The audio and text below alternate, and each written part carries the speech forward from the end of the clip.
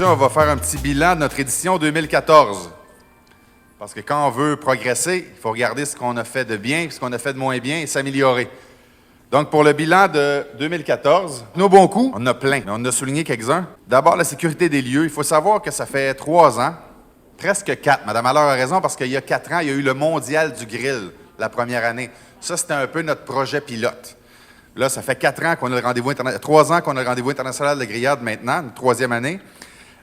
Mais depuis le début du festival, il n'y a jamais eu d'événement, d'incident majeur sur le site. Jamais de blessés graves, jamais de chicanes, jamais. Tout va très bien. Jamais les services de sécurité ont dû intervenir. Ça, je pense que c'est très bien pour un festival qui attire autant de gens. On a ajouté l'année passée aussi les services de navettes et de voiturettes. On avait un autobus qui se promenait d'un camping à l'autre et des stationnements. Et on avait aussi des cartes de golf, certains avec une coupe de place en arrière, où est-ce qu'on allait chercher les gens dans les stationnements, on les amenait jusqu'à la gate, jusqu'à l'entrée. Ça a été très apprécié aussi et on va évidemment renouveler cette année.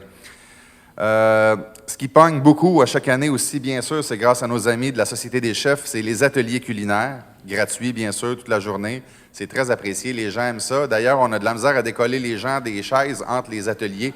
Quand les gens s'assoient là pour l'atelier d'1 heure et essaient de rester là jusqu'à 5 heures, il faut trouver un truc maintenant cette année pour que quand l'atelier est terminé, leur demander de sortir pour donner la chance à d'autres d'entrer à deuxième atelier.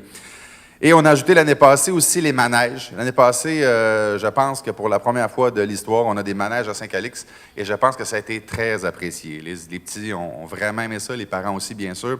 Et donc, ils reviennent, bien sûr, cette année. À revoir.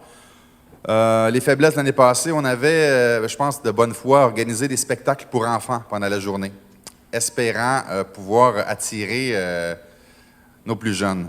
Malheureusement, ça n'a pas fonctionné. Malheureusement, les coûts qui vont avec ça sont importants pour le peu de public qu'on a réussi à attirer. Donc, cette année, ça ne reviendra pas, mais il va y avoir des manèges, par contre. On a décidé aussi de permettre cette année des kiosques non alimentaires. L'année passée, on avait mis exclusivement des kiosques alimentaires. On a décidé cette année de faire une allée commerciale où est-ce qu'il y aura d'autres d'autres exposants qui auront d'autres choses à vendre, un petit peu de linge, des petits produits de barbecue, des choses pour l'été. Et aussi, je pense, le point majeur l'année passée, et j'en prends l'entière responsabilité, on avait modifié la tarification et je pense que ça avait été une erreur de ma part. Comme je vous dis que j'assume à 100%. L'année 2, en fait, on chargeait de mémoire 10 $ l'entrée le vendredi, 12 le samedi et 10 le dimanche. L'année passée, on avait monté à 10, 25, 10. Parce que vous savez qu'un événement comme ça coûte des sous, évidemment, et ça prend quelques années avant de le rentabiliser. On a pensé que le samedi soir, considérant que c'était notre show majeur, qu'on était capable d'augmenter la tarification. C'était une erreur. Même si on a eu un super show des Vikings la première année et un super show des Vikings la deuxième année, on a quand même, je pense que ça a été une erreur. On a fini avec les mêmes recettes, mais avec moins de gens sur le site. Ce n'est pas l'objectif. On va avoir toujours de plus en plus de gens avec nous. Et je pense qu'on a pris une bonne décision pour cette année.